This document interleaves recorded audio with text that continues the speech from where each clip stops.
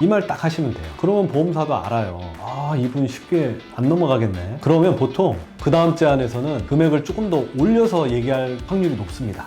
지금 정리하시면 뭐 빠르게 처리된다, 아, 이런 말 들으면 오히려 아, 얘네가 급하구나 이렇게 생각하세요. 예전에는 보험사가 향후치료비라는 명목으로 약 한 30에서 50만 원 정도 더 얹어주는 경우가 꽤 있었어요. 근데 문제는 실제로 치료 안 받았는데 그냥 받기만 하는 사람들, 뭐 허위 진단서나 무의미한 통원 치료 이런 게 이제 자꾸 생겨나기 시작한 거죠. 그래서 결국 2025년부터 제도가 바뀔 예정입니다. 예, 피해자 입장에서는 그냥 쉽게 얘기하면 망한 거죠.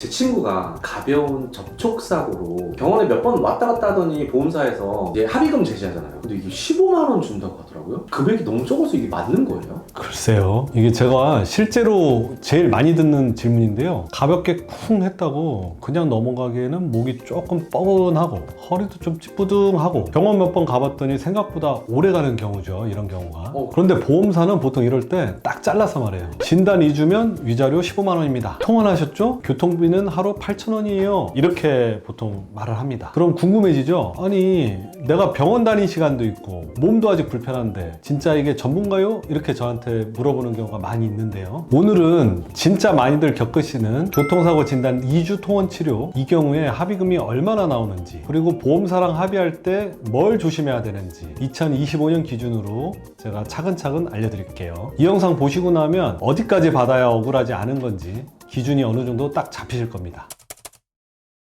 자, 일단 보험사가 말하는 거는 딱 정해진 계산 공식 같은 거예요. 이걸 아셔야 서로 간에 말이 통하실 겁니다. 첫 번째, 위자료가 있습니다. 사고가 나면 진단서를 끊잖아요. 그때 2주 진단이라고 보통 많이 들으셨을 거예요. 근데 이거는 12급, 13급, 14급 같은 가벼운 병상으로 분류가 되는데 우리가 일반적으로 쉽게 얘기하는 염좌, 타박상 그런 상태예요. 이 정도 부상에 대해서는 보험사는 일반적인 기준으로 위자료 15에서 20만 원 정도 책정돼 있어요. 근데 이제 우리 일반인들이 생각할 때, 피해자들이 생각할 때는 아니, 내가 겪은 통증은 훨씬 심했는데 이렇게 생각할 수 있어요. 근데 보험사는 이걸 어떤 그런 감정적인 면으로 전혀 보지 않아요. 그냥 서류가 있고 그 진단 기간은 금액이다, 이렇게 그냥 공식대로만 움직입니다. 그리고 두 번째, 통원 교통비가 있습니다. 병원 다닐 때 들어가는 교통비는요, 뭐 하루 보통 8,000원, 여기다가 이제 치료 횟수만큼 보통 일반적으로 계산해줘요. 근데 요새 뭐 교통비 물가 아시잖아요. 택시비도 많이 올라가지고 왕복만 택시 타도 2만 원 훌쩍 넘고, 버스, 지하철 같은 경우는 막히면은 또 시간도 오래 걸리고. 근데 보험사 입장은 마찬가지예요. 8,000원 드릴게요. 해서 이렇게 똑같이 얘기를 합니다. 요즘 물가를 반영을 전혀 안 한대. 그러니까요. 8,000원이면 조금. 네, 물가를 전혀 반영하지 않습니다.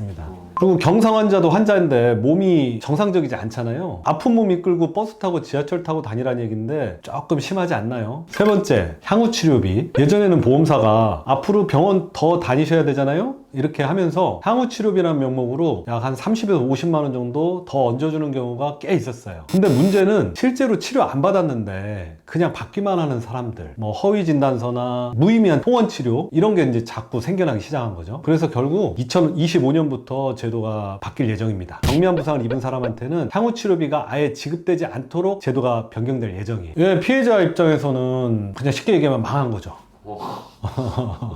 완전히 불리해졌어요. 과거에는 위자료, 교통비, 향후치료비까지 더해서 합의금이 보통 뭐 2주면 한 100에서 150만 원 정도 나오고 했는데요. 이제는 그 기준 자체가 아주 밑으로 내려갔다는 얘기입니다.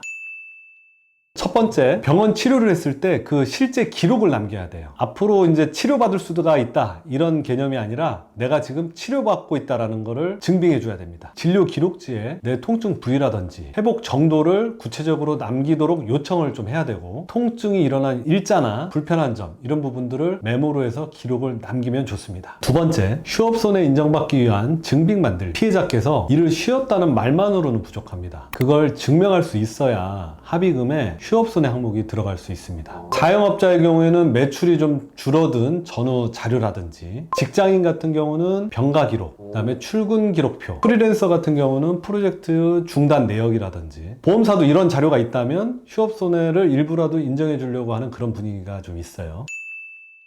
보험사에서는 사고 나면 며칠 지나지 않아서 전화가 오는데 자주 오죠, 초반에. 그걸 보험사가 그만큼 빨리 처리하고 싶다는 얘기입니다. 보험사 입장에서는 치료를 오래 받다 보면 그 전에 정해지지 않았던 어떤 후유증이 생겼을 수도 있고 리스크가 생기기 때문에 치료 조금 받았을 때 빨리 정리하고 싶어하는 그런 욕구가 굉장히 강합니다. 합의할까요? 했을 때 네 하고 합의해버리면 완전히 손해볼 수가 있어요. 결론적으로 말씀드리면 합의는 치료가 다 끝난 다음에 하시는 게 맞아요. 쉽게 이해하실 수 있도록 합의하기 좋은 타이밍 4가지를 제가 지금부터 알려드릴게요. 첫 번째는 통증이 거의 다 없어졌을 때, 다녀보니까 병원 다니는 거 이제 별 의미 없는데 일상생활도 괜찮고 많이 좋아졌어요. 그때가 합의하기 아주 좋은 시점입니다. 진짜 많이들 물어보세요. 몇 번쯤 병원 가고 합의하면 괜찮아요? 보통은 한 7에서 10회 정도 통원 치료 받으면 보험사 쪽에 대해서도 우리가 납득할 만한 어떤 근거를 갖는 거예요. 그러면은 병원을 조금만 가고 좀 빨리 하면은 아예 안 되는 거예요? 되긴 하죠. 그러면 나중에 문제가 생겨도 다시 요청하기가 힘들어요. 합의는 한 번 딱 되면 끝이거든요. 그래서 너무 빨리 결정하시면 안 좋아요. 두 번째, 치료 효과가 더 이상 안 느껴질 때. 첫 번째하고 비슷하긴 한데 병원 다녀도 크게 차이가 없네. 그리고 약 먹어도 이냥 전약인 것 같아. 이럴 때도 의료적으로는 이제 호전된 상태로 보는 거라 그때 좀 합의하셔도 좋습니다. 아직 병원을 다니고 있는데 계속 보험사에서 중간에 전화가 오면 어떻게 해야 돼요? 이럴 때는 아직 몸 상태 좀 더 봐야 될 것 같아요. 이 말 딱 하시면 돼요. 그러면 보험사도 알아요. 이분 쉽게 안 넘어가겠네. 그러면 보통 그 다음 제안에서는 금액을 조금 더 올려서 얘기할 확률이 높습니다.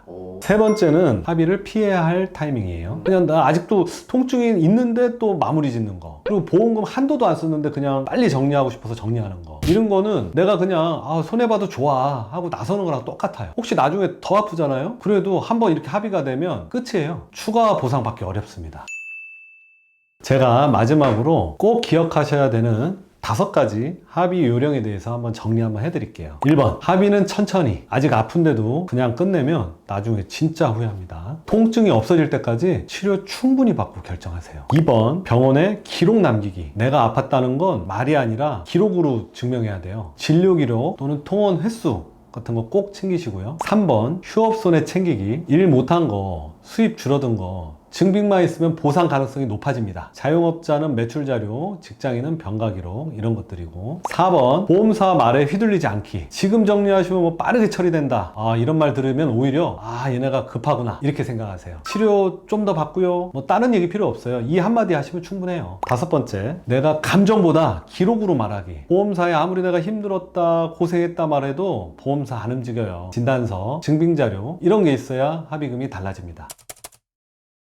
오늘은 교통사고 2주 통원치료 합의금에 대해 알려드렸는데요. 이 영상이 여러분에게 도움이 되는 작은 기준이라도 되었으면 좋겠습니다. 좋아요와 구독, 알림 설정 부탁드릴게요. 다음 영상에서 더 알찬 내용으로 다시 찾아뵐게요. 지금까지 변호사 이효재였습니다. 감사합니다. 안녕.